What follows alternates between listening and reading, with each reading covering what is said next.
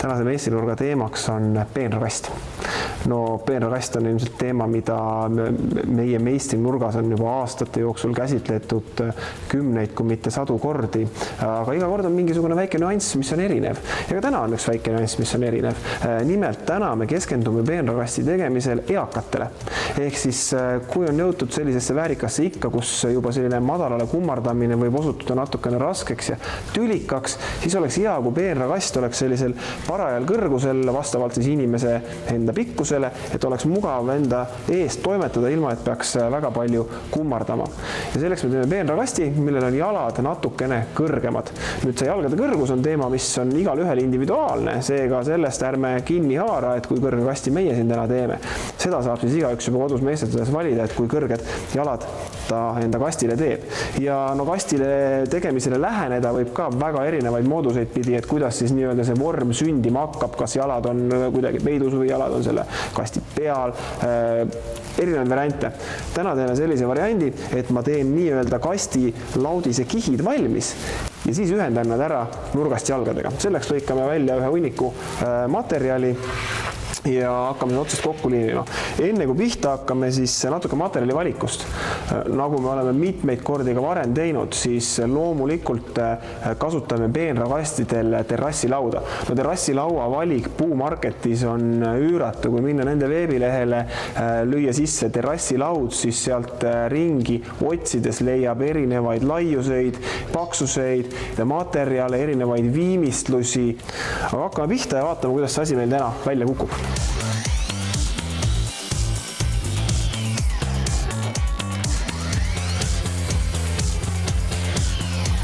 Kui nüüd tükid on välja lõigatud, siis me moodustame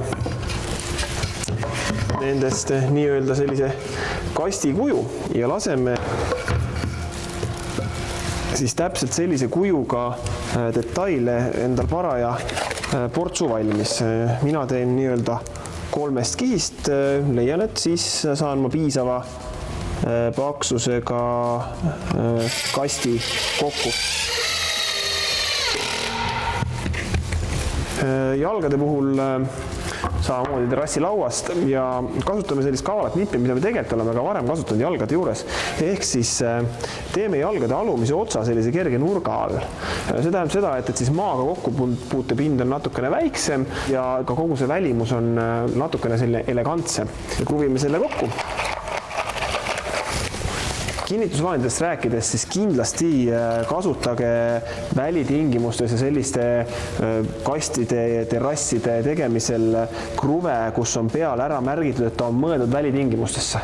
Sest kui te kasutate kruve, mis on mõeldud sisetingimustesse, siis lihtsalt selle kasti eluiga on teil niivõrd palju lühem. Tõsi, puit ka mädaneb aja jooksul ära ja võiks ju arvata, et äkki see kruvi, mis on ka sisetingimustesse mõeldud, kestab kauem, aga ei pruugi. Nii et arvestades, kui väikese kulu sellest kastist moodustavad kruvid, siis ärge sealt kokku hoidke. Valige sellised kruvid, mis peavad kauem kui see kast. Siis on jälle üks mure mõttest vähem. Kui nüüd jalad on kokku kruvitud, siis hakkame otsast seda asja kohe juba kokku panema. Meil on nüüd need 3 nii-öelda kasti külgede kihti ja teeme selle elu endal mugavaks. Paneme selle kasti nii-öelda tagurpidi laua peale ja kruvime siia jalad porkadesse. Nüüd, nagu ikka ma alati nõu annan, siis igasuguste võrdsete vahede ja asjade seadmisel kasutame šabloone. Siin on mul ka jällegi töökojast käe pärast jäänud üks vineeritükk. Sellest vineerist ma teen endale väikesed nii-öelda šablooni tükikesed, siis, mis ma saan asetada nende kihtide vahele ja ma ei pea mitte midagi mõõtma ega kuidagi eriliselt kinni hoidma, vaid saan rahulikult hakata kokku kruvima.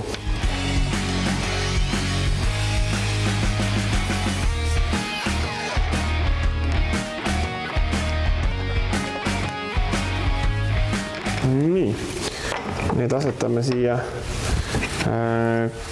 servade peale. Nii, ja nüüd paneme peale siia omal järgmise kihi. Loodame, et see siia sisse ka enam-vähem mahub. Eks nüüd saabki näha, kui täpselt see asi mul erinevad kihid tehtud on.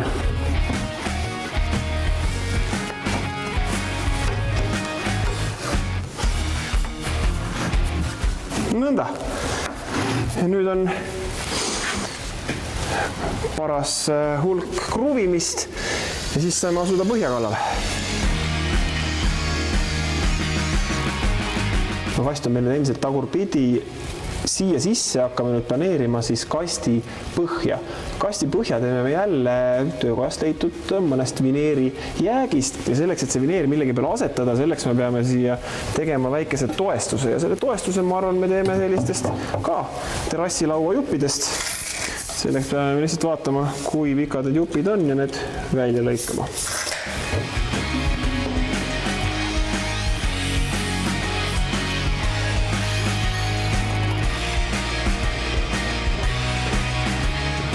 Nüüd kasti sisse, tegelikult ka nagu varasematel kordadel paneme sellise, nii-öelda siis nimetame selle mullikileks, aga tegelikult on see selline vundamendi kaitse.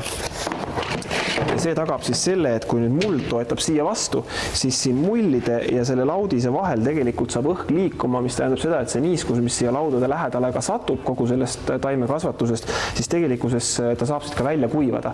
Ehk siis jällegi lisame mõne aasta eluaega oma kastile. Ma hetkel seda siia lisama ei hakka, hoopis lisaks kastile viimased nii-öelda iludetailid. Ja kui ma räägin iludetailidest, siis sellest, et tegelikult praegust ta ülevalt väga ilus välja ei näe, võib-olla kuskil tagahoovis praktilises mõttes on ta ilus ja toimiv asi, aga me ehitame kõik need kastid ikka ju selliselt, et nad võiksid olla ka kuskil eesaias, kas või tänava ääres ja nende üle võib olla uhke. Selleks me lisame siia peale sellised iluliistud, mis mul on lõigatud 45-kraadise nurga alla. Nüüd kasti tükid, pealmised kattetükid ma olen lõikanud selliselt, et siia jääb selline äärealune. Ja see äärealune on just hea nüüd selle sama sisemise selle mullikihi ärapeitmiseks. Et siis sinna mullikihi vahele ei saa ka vesi otse sisse sadada. Ja kui nüüd sinna mullikihi ja selle pealmise liistu vahel on 1 sentimeeter vahe, siis sealt saab täpselt ilusti see niiskus välja hingata, midagi sinna juurde minna ei saa ja meil on kasti seinad kenasti kaitstud.